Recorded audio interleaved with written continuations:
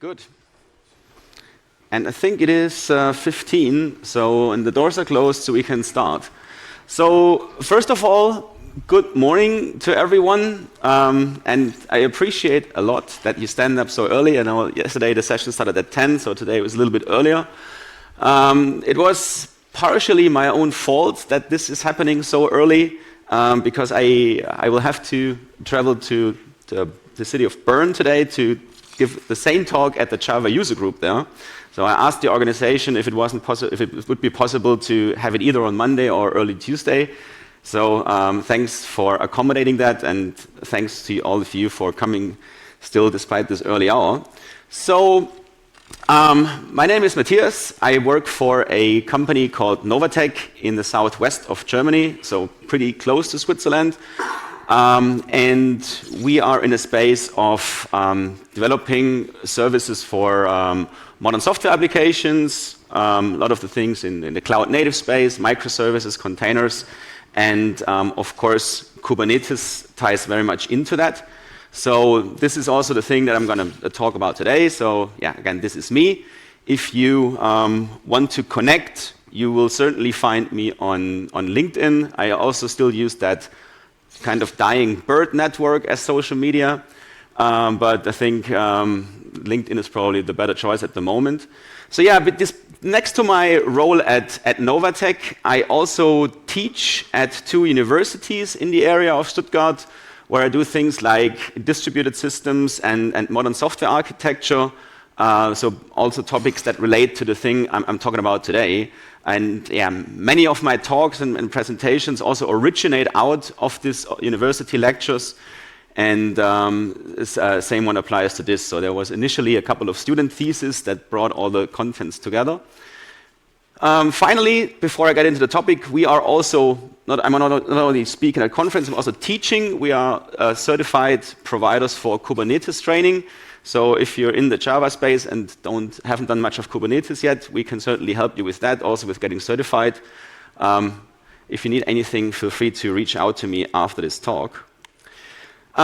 Somebody already asked me for the slides. So this is the QR code for the slide deck. I'll show it again at the end, so you can decide if you like it and download it at the end. And if you want to see it already now, there is this QR code here. And yeah, so the things today, I only have 45 minutes. Unfortunately, there is a lot more ground to cover than what that time allows. So the focus will be on observability and Kubernetes, as the name said. And of course, I have this Java logo in there as well. This, however, will not be the main focus of things. I mean, I will go through various levels of Kubernetes observability, where I definitely want to be as independent as it gets from the underlying programming language of my application. But at some point, if I really want to go into the application metrics, I have to deploy application-specific or programming language-specific agents, and those examples will be mostly in a Java scope. But however, I'll definitely go into other languages too. All right, so this is the agenda. We're going to cover Kubernetes API, maybe a few words about Prometheus and Grafana, then observability with the help of sidecars and eBPF, and finally, based on application metrics. So yeah, the title says from k9s to OpenTelemetry. This is definitely not the only 2 things. It just basically shows kind of the range of things to cover. So as a introductory kind of drawing, this is where I want to go. I know for people dealing with Kubernetes, and especially for people getting started with Kubernetes, this can be quite a mystery. And I hope to show you a couple of helpful tools and technologies that make your life with Kubernetes and understanding all the things in there better. All right.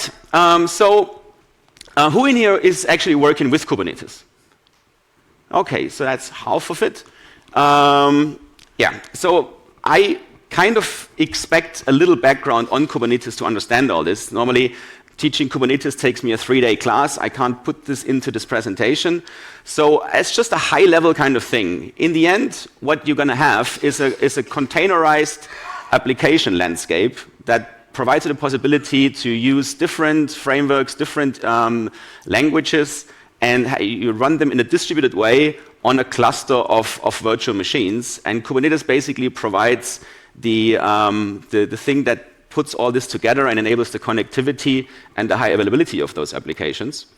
The tricky thing, however, is that in order to do that, you need to kind of get into the understanding of Kubernetes and into the API. So it has a bit of an own language. You suddenly have pods, ingresses, replica sets, deployments, and other stuff that you need to know and understand in order to work with the technology efficiently. On the other side, you have the infrastructure itself where Kubernetes is running on, and of course the application and your landscape of your own components.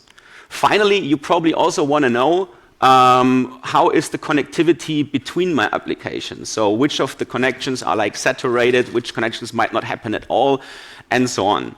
And the sum of all that things make it a bit tricky to kind of get a control and the grip of all the things happening in and around your cluster. That also provides the possibility to kind of inspect Kubernetes on different kind of levels or altitudes, so to say. So, and this is becoming, of course, important when you want to know where do I place my agents? At which point do I start observing my stuff within Kubernetes? So we're going to start looking at what kind of metrics and things can you actually get out of the Kubernetes API itself. This already may give you a bit of an idea of what is going on and help you diagnosing into further steps. Then as we are running on multiple kind of infrastructure nodes, you can of course also place your agents there. Kubernetes has, this slide should actually be there first. So Kubernetes has this concept of a pod, which is like your container for your containers. This is where your application is running in. You can put your collection info in there, or basically put it into the application itself. So this is kind of the hard thing, because you normally probably don't want to deploy at so many edges. So with this talk, I would like to give you a bit of a feeling of what it means to interact with those various levels. So basically, how much effort do you have to put in order to get information out, and in turn, what kind of a depth of information can you expect? I mean, most likely, you're not going to need all of that, but you might need a bit of a guidance and a decision, okay, and say, this might be enough for me, and I don't want to pay more because I don't need more. Or I want to go to that deepest level, so that's what it takes us in terms of like building, development process, and also deployment later on in the clustered environment. Also, as I said, I teach at universities, so I'm definitely experienced if people interrupt my flow, and I'm also going to invite you. So if you see something and say, okay, I have a question here, or this is not clear to me, feel free to raise your hand and ask something. I have this much rather than putting all the things towards the end. I think we're flexible enough to do that, and I'm happy to give the explanation on spot, if I know it, of course. All right, so with that, we're going to look into the world of tools and technologies that you might want to use and look into. Now, most people have probably seen this. This is the so-called CNCF landscape. I think there are more technologies in there than the Swiss has mountains, or at least coming close to it. And the unfair kind of thing is this is getting more every day, and the mountains kind of staying the same. This is both like the good and the bad thing about it. So Kubernetes has kind of spawned an ecosystem of cloud-native technologies. So it gave a lot of room for new startups building things and helping facilitate all that. On the other side, from a consumer perspective, it can be quite hard to find all your way through and say which is actually the right one for me. The things in there are a little bit clustered. So there is a dedicated section for observability and analysis. And if you drill down any further, this will basically split into technologies for monitoring, logging, and tracing. Even like this kind of compressed view is not something I will be able to cover all in that 45 minutes. So there will be some tools in there that I'm going to show. There will also be some tools that are not in that I'm going to show, it's just things from my own experience what I found helpful, and then basically try to give you a bit of an overview of the entire concept here. So as said, I'm going to start with the Kubernetes API. I don't have a timer here, right? No, so I'm going to leave my phone here. As this kind of first access point. So when you start with Kubernetes, you have to learn the objects, but you also have to learn the API. So most people are probably going to get started with plain kubectl commands to deploy, to run things. And there are also things, of course, to query. So you have things like kubectl get and describe, to analyze your objects, to show something from the runtime behavior. Also, kubectl logs will give you logging information that you can aggregate and deal with that on the further level. So out of the box, Kubernetes already provides some means to inspect the things running in an environment. There are also things like exec and in particular debug, where you can run things within your applications and also place some kind of agent-like behavior to do some stuff. So I think from the people that know Kubernetes, you have seen most of the commands. Who has ever used kubectl debug? Yeah, this is, it's not brand new anymore, but it's still fairly new, so I'm going to show an example on that in a second as well, because that is not like an active monitoring thing, but this can, as the name says, help you if something is already in a bad state. So from the tools, they kind of can be split out into command line, web, and fat client toolings. So this is also an interesting behavior. I kind of gave this talk, or the ideas around the talk, for 2 to 3 years now, and I also realized that things have changed. So in the beginning, I was talking a little bit about Octant, weavework scope, and other things. So some of them have just basically been deprecated or discontinued in development. Some of them have gone commercial. So with this talk, I don't really want to go into commercial solutions and do any kind of vendor pitch. So I just want to stay in the scope of open source technologies and rather show the possibilities than kind of a vendor pitch solution. So there's this tool K9s, which has always been around, and it's still very nice to use. So I'm definitely going to show that as well. And there are new things that came up. So one thing is called Headlamp, the other one is called Schooner. I definitely recommend to check those out. They are pretty easy to install, and they are not very disruptive in your application environment. This is, for example, k9s. It's the good thing with that is it's like you don't need a GUI. You don't need any Windows. You can run this on any terminal. So if you like in your local environment, you fire it up, and it will connect to your active Kubernetes context, and then you can basically scroll around and look into your clustered environment, observe all the running things, so you can see how many instances are running, how much they can consume, if things are crashing and restarting. So you get kind of a high-level glance of the things which are on. Now, this was the old view of Octant from VMware. It's actually still around, and it's still working. However, I wouldn't rely on it too much because they officially announced to discontinue that. Same went with Lens. So this is, say again? Okay, so I thought it was a question. And there's Headlamp and Schooner. So all in all, they're covering pretty much all the same things. So they give you a web-based access on your environment where you can use your mouse and click around and see all the metrics that you have. You can also open up a shell into your pods, which is a pretty helpful thing when you're just on a web browser. So those make you probably a bit more efficient than standard command line, and they are very easy to integrate and not disruptive.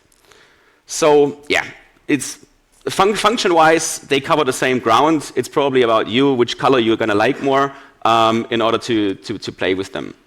Now there is this debug command, and this one I found pretty interesting because what you can do with that is actually create or let's say extend the capabilities of your pod. So you can say, if I have a running pod in this case, it's called pod whatever name, and I have this container in there. I can call that debug command and add an additional image to that container or to that pod. So it's not like a sidecar where you run two different containers in one pod. It's more like running in that same namespace. And I'm talking about the Linux namespace here, not the Kubernetes namespace. And this gives your app the capabilities of all the binaries in that other container. So one of my friends, colleagues, asked me recently, do you have any base image that has for htop installed, for example, because he wanted to see all the threads in his Java application. I said, no, I don't. But you can basically use that debug command and add a container which has htop installed, and then you can like start inspecting that on a running system. So there's no restart, redeployment, rebuild required. It actually doesn't touch your application container at all. It just adds the binaries to it, and then you can use that. So this was basically the initial part for the Kubernetes API. So the positive aspects here, it's definitely least intrusive. So most of the things operate entirely from a client perspective. That means it's no different if you use those or run your kubectl commands. You don't need to change anything on the cluster, and you get a pretty quick overview of what is going on. However, it has, of course, limitations. So you don't have any network insights. So you don't know which kind of component is talking to whom, and what are your connections being saturated, and so on. So that is something where you will have to do some changes and modifications in your environment. So Prometheus and Grafana, I'm going to cut pretty short here, but it's kind of unfair to talk about monitoring and observability without talking about Prometheus and Grafana. They are kind of generic technologies to be added to a Kubernetes environment. So to get an easy idea of it, you can say basically Prometheus is the database where you have all your metrics collected, and Grafana is your customizable dashboard to visualize all the things. And they can be heavily customized and are being used by many of the technologies that I'm going to show in some future slides. So I don't have any dedicated examples here on Prometheus and Grafana, but normally this is also not the way how you would use them. So Prometheus, as I said, is like a time series database which can collect all the metrics from either your application or the cluster or whatsoever. And with Grafana, you can customize the dashboard the dashboards to visualize all that. All right, so that will bring us to the next part under the, let's say, umbrella of service meshes. Just have a quick sip here.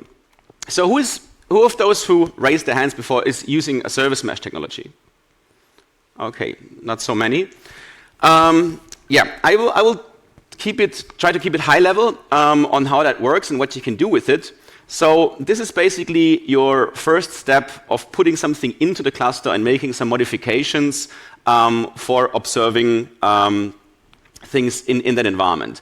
So I told you before, the Kubernetes has this concept of a pod, which is kind of like a wrapper around the container, which provides the possibility to add another container into that same structure. In that case, it's really like two containerized processes. They're running next to each other, but they're sharing a couple of things. So if you have your pod with your application, you can put another container into that pod.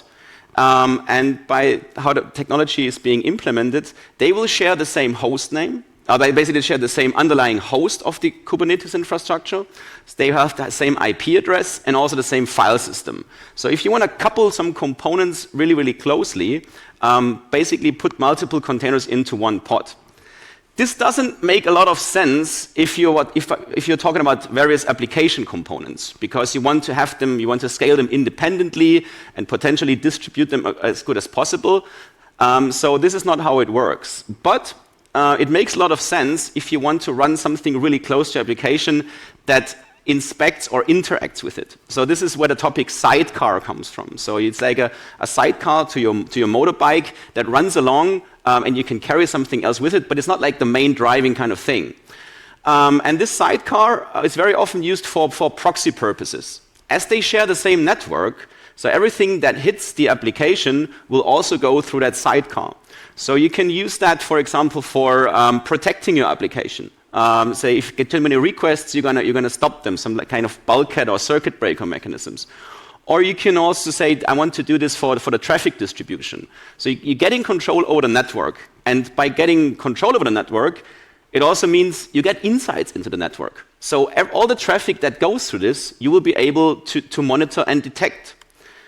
This doesn't make a whole lot of sense if you put it only into one pod, but it makes certainly a lot of sense if you put it into many. Because then you're collecting all the various traffic information in your cluster at the various ends, and you can collect and aggregate them.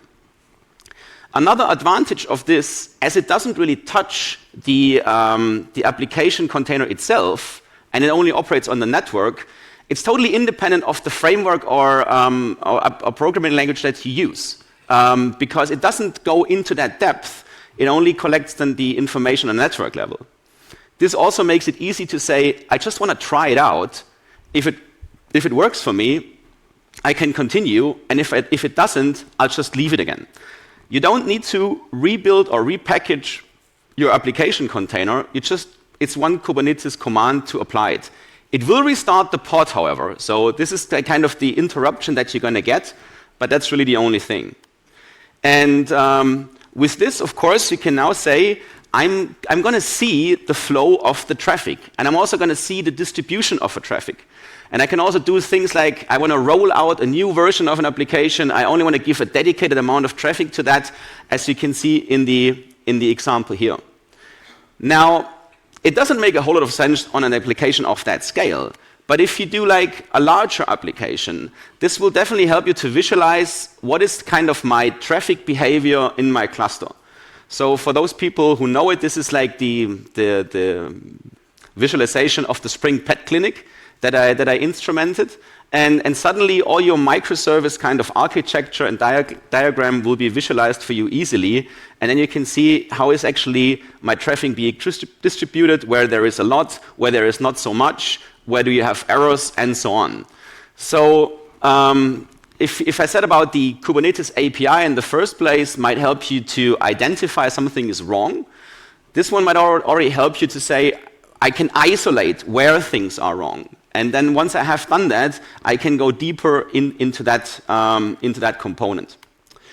So all in all, this basically means it extends Kubernetes for that network, traffic awareness and control. You inject that sidecar, and you don't need to change anything in your application. But, and this is the big but here, you don't get application level metrics. So it doesn't tell you if an application fails, where in the application was that final call before it broke, or what are like the variable settings at the time when it broke. So I'm staying in that kind of sidecar kind of concept where there's like a fairly new other technology emerging. So who in here has heard or been working with eBPF? Okay. There should be more, because this is actually something where a Swiss company is kind of the driving force behind that. So there's a company called Isovalent with an open source technology called Cilium that put a lot of effort in implementing that. So I'm going to do a bit of a side trip now to make sure we're all on the same page here. So the name for eBPF stands for Extended Berkeley Packet Filter. So if you hear that, it's probably not the first thing that comes to your mind would be observability. And it is not. So the packet gives you kind of an indication. This is coming from a network area. So it was initially developed by the University of Berkeley to go very deep into the network level. And this one is an agent that you would basically deploy not in the level of your applications, but on the worker nodes. So I'm going to do a bit of an excursion into Linux, where you might have heard that there is a thing called the kernel space and the user space. So the kernel space is basically where the low-level binaries and the core of your operating system resides. And this one is very well protected. So you're not supposed to change and modify anything in there. If you install an application and work with things, all of that happens in the user space. And if you want to basically do updates to the kernel, I mean, you have to contribute to the Linux open source and then wait for long iterations until it's basically being accepted or not. And this is the thing that eBPF tries to bridge. With eBPF, it's possible to inject code into the already running kernel. Now, this might sound dangerous, and it potentially is, but there is a thing called the eBPF verifier, which is like a control mechanism that you cannot deploy any kind of harmful code into your environment. So, as an easy analogy, what I heard is like, it's the same thing for the Linux kernel what JavaScript is to a website. So with JavaScript also you can extend a website and bring more functionality into it, but you're not being able to break out of the browser and basically go into the operating system where it runs. At least you shouldn't be. And it's the same thing here. So how that works is like once it runs in the kernel, it can also basically react on kernel events. And network events are such kernel events. So it can listen on the network level very down on the bottom and then send this metrics into applications in the user space that are basically able to process them. Now, most of the Kubernetes worker nodes are actually Linux systems. So they have the Linux environment on the bottom, then they have the container daemon on top and all the Kubernetes components that basically tie the cluster together, and the containers are running on top of that. So that means if you place your eBPF kind of monitoring agent underneath all that, it will still be able to get all the things on a level way deeper.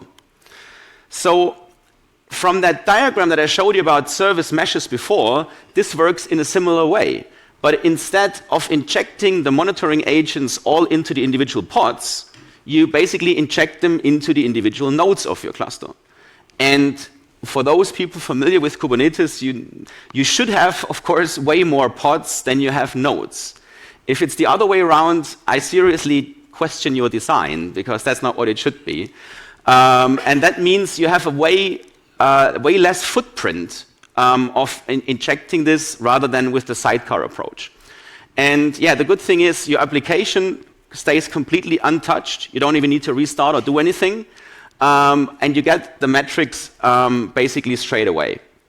So this is the same screenshot from an eBPF tooling. This is actually Cilium, where it visualizes the connection flows of the Spring Pet Clinic. So you see things coming in on the API gateway, that are various services, talking to the databases, and so on.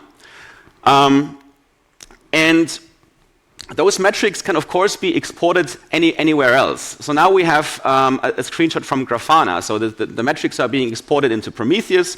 Grafana is going to render them. And here you can basically see like latency information on the HTTP requests, or also even kind of traces, but traces not on an application level. So you see which kind of services your call will traverse, how much time is being spent there, and you can start isolating components and figure out where is the slow running part. There is another tooling that I just discovered recently. It's called KubeShark. This you can also start from command line. It will inject a couple of components into Kubernetes, so it needs that privileges, but then you basically get all the connectivity information straight away. Similar as in the pod-based sidecar, you can see, okay, what is the distribution rate? How many requests do I have? How many bytes are being sent over this? And yeah, that will help you to see which components are being used heavily, which might not be used at all, and basically go further in your step of isolation. All right, so to sum this all up, we use a low-level Linux functionality for Kubernetes observability purposes. It's a very fast-growing technology in that CNCF landscape, and I think a lot of providers are actually jumping on that train already. So if you go to Azure, for example, and say, I want my k9s cluster, there is already an option to say, I want this deployed with Cilium already installed.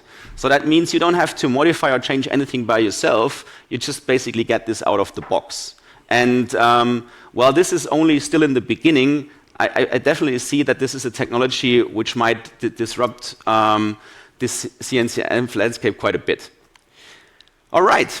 So finally, we come to the last part. Now that we say we sensed our problem and we isolated our problem, now we're going to see some of the toolings of actually going directly into the application.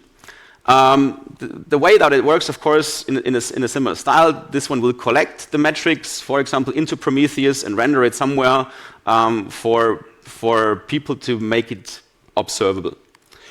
The problem with that space, of course, is that there are a lot of technologies. And also historically in the past, those technologies already existed prior to the time of Kubernetes.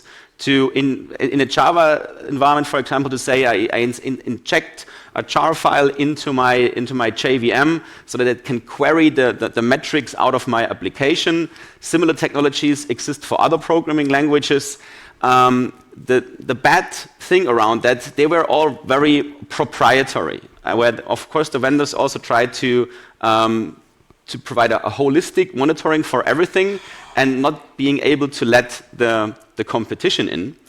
Now, this problem has become bigger with microservices and application getting more distributed and environments not only being run on one technology and on one monolithic environment, but rather in a polyglot environment where you have, like, let's say, JavaScript-based front-end services and Java-based backend or Python or whatever in there.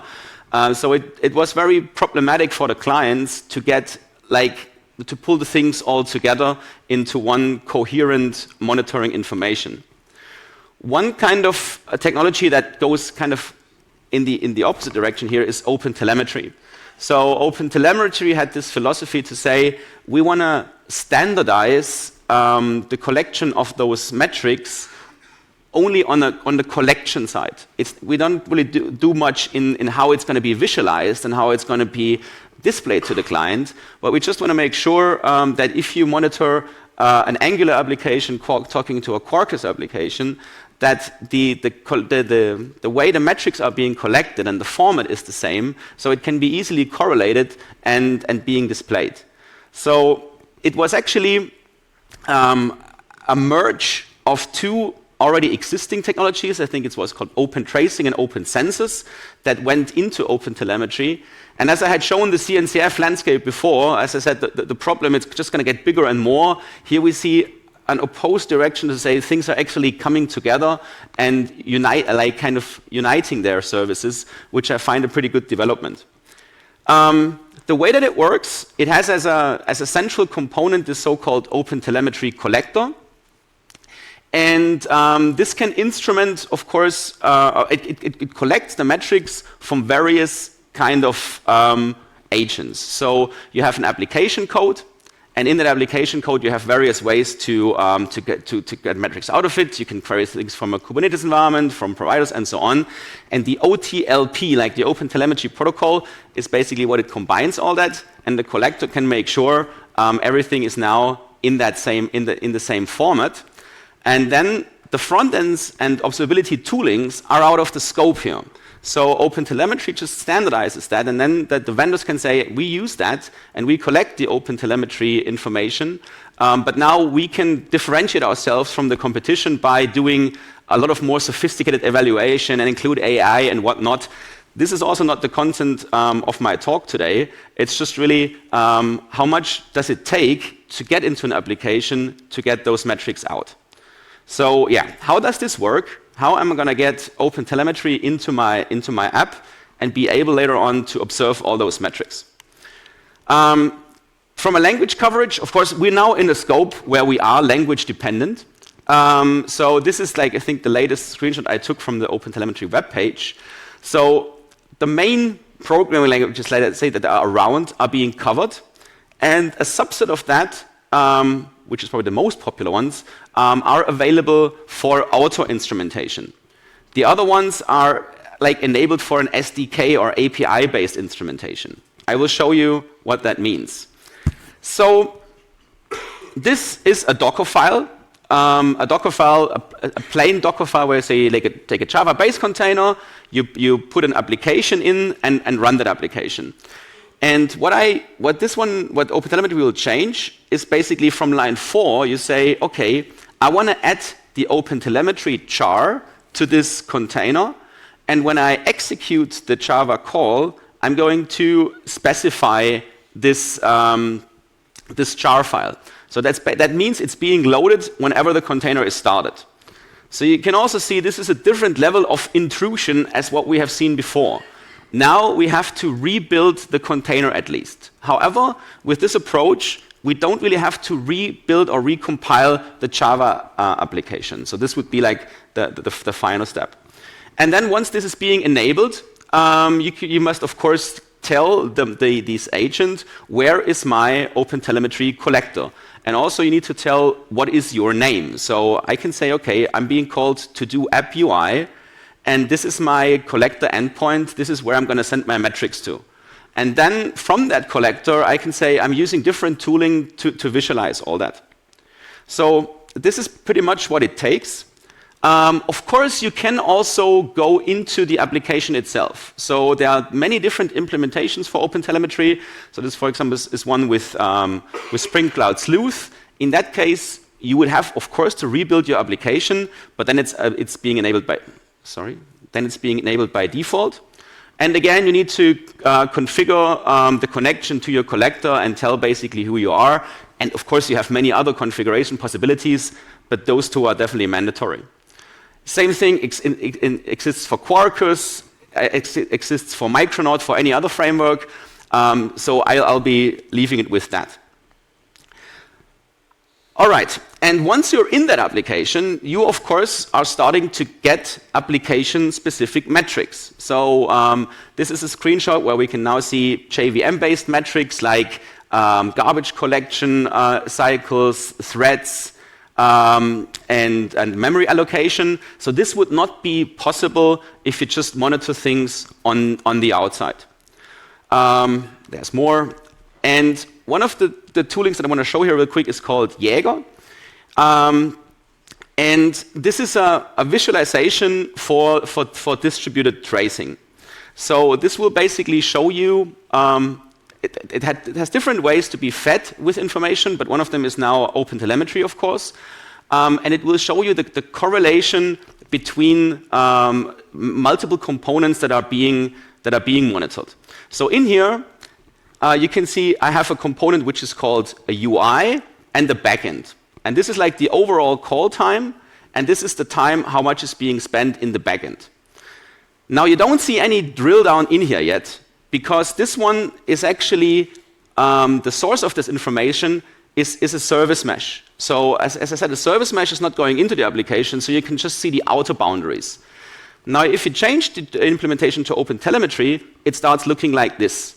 You now finally get the breakdown in your application to see what is getting on. Basically starting from like the HTTP request, then it goes through the components in the application and down to the database. And this will definitely help you to pinpoint if you have like a lagging component where that is. And I should also say this is only being done with the auto instrumentation. So no code change is necessary to do that.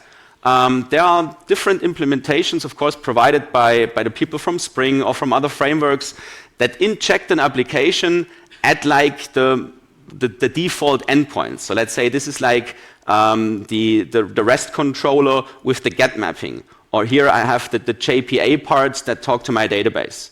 And that already gives me a good view of like the most important points in my application. However, it might, of course, be the thing that I want to do some more custom implementation and focus on dedicated metrics. So here I show you a modified piece of Java code. And you will probably notice that there are dedicated annotations. So for example, normally I would just use this post mapping to add such a to-do element. And then I would save it to a repository. Now I've said, okay, I just want to put in my own custom method, even though if it doesn't make sense, so I call it some useless method. And that basically does all the processing part which this method would normally do. And if I only use the auto instrumentation, OpenTelemetry would not detect this method. But now if I annotate it with span and span attribute annotation, it will tell OpenTelemetry to collect the precise data of that implementation too. And with that span attribute, it locks out the kind of the value of that object at runtime. So if I go back to my to my trace now, I suddenly see this method popping up. And not only that, I can also see what is the content of my item at that point. So if I have an error that it's not 100% reproducible, and it might depend on a certain state of a variable, a certain input, this would be a way to lock that out in a dedicated way. All right. What is the time saying? I think 5 more minutes. Yeah, so with this one, this is like the furthest end of where I would get with my presentation to say we now are able to get into the ultimate details of an application down to any kind of method or function and also onto variable level. But we have to change the, either the container code with auto instrumentation or even the application code if you want to have some dedicated information. But I mean, that's just like the way things work. I can't inspect an application from the inside without getting there somewhere. Yeah, so what does it mean for you? In general speaking, you probably don't want to use all of them and have the hurdle of installing several toolings in parallel. I just wanted to show you basically what are the options out there, what are the different things that you can do, and how much also does it cost you? And with cost, of course, I don't mean financial costs, because all the things that I showed here are basically free of charge, but cost more in terms of how much do I need to change my process, and how much kind of overhead does this mean? I mean, I don't have any specific data on the overhead, but I showed this service mesh where you add basically another container into your pod. This is definitely something that you need to evaluate how much kind of effect does it have on my running environment. Because it will kind of put an additional extra container into all my pods. And not only once, also if I scale a pod to multiple instances, I basically scale that, that agent along. So this will have effect on CPU and memory, but also definitely on latency. Because like my network traffic will now have to bypass 2 proxies instead of a direct connection just between the components. This is where the eBPF part is a lot more efficient, but in this case it means I need to do some changes on the nodes. So of course there are always pros and cons with all those things, and I just wanted to give you a bit of an intro into where the current possibilities are. I mean, I definitely think this eBPF technology has a lot of potential. I also heard from development to use that eBPF to dynamically inject OpenTelemetry agents into an application. That would be a pretty cool combination of the things that I showed here. But as far as I know, things are not there yet. But this is basically probably a lookout of what you can expect in the future. Right. I only had 45 minutes, and I only have 2 minutes left. I did a similar talk with my friend Tiffany at Devox Belgium last year in a 3-hour session. So if you want to have the similar talk, but with all the things in a live demo, just basically try to Google for Devox and Hitchhike Sketch application. The bad thing is, like, it cut off my name. So if you Google for Devox and my name, you won't find it. This is a bit I'm just seeing that now. But yeah, you know how to search, and you'll probably be able to figure it out. Again, these are the slides from my presentation today. If you want to see or know anything more, please feel free to reach out to me. I mean, as I said, we not only do demos, we also consult on this level and help you build your applications and instrument and inspect them correctly. Yeah, again, this is my LinkedIn name, my Twitter name, and as I think I have only 1 minute left or so, I would say, first of all, thanks for listening, and please ask your questions.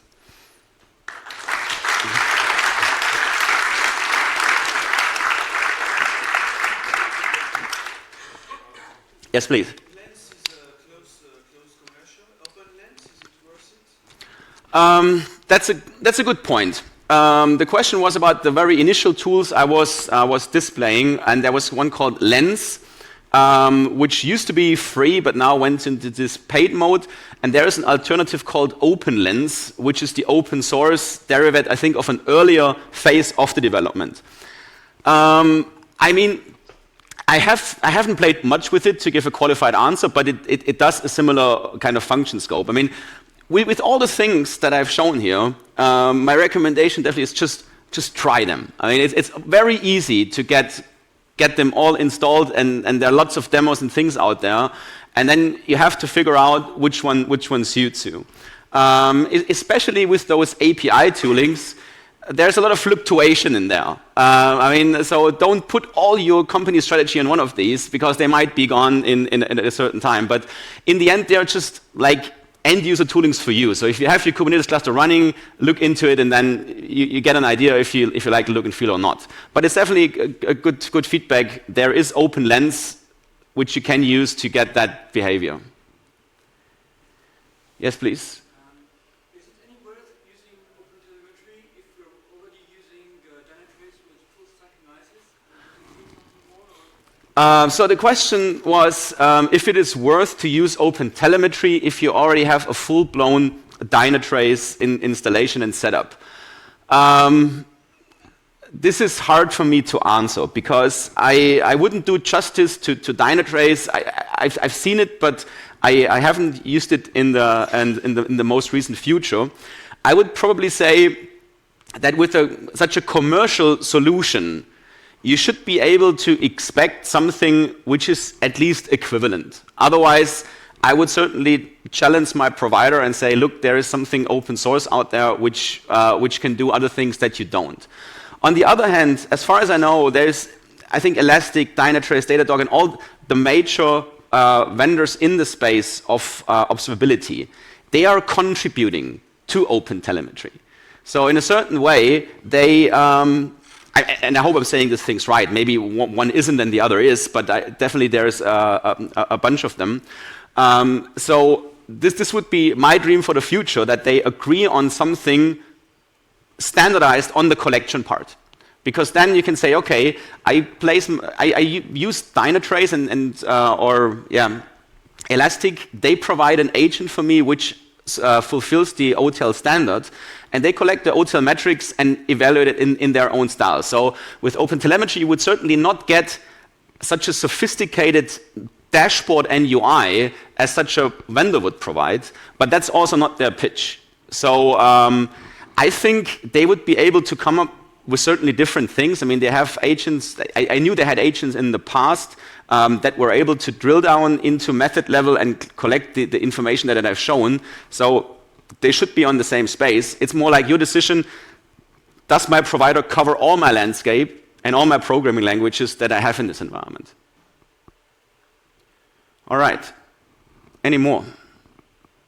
I think I have to leave the stage now as well, because there will be more talks. But yeah, again, I'll be around for a bit, but I have to leave at around lunch to go towards Bern. But again, thanks for listening.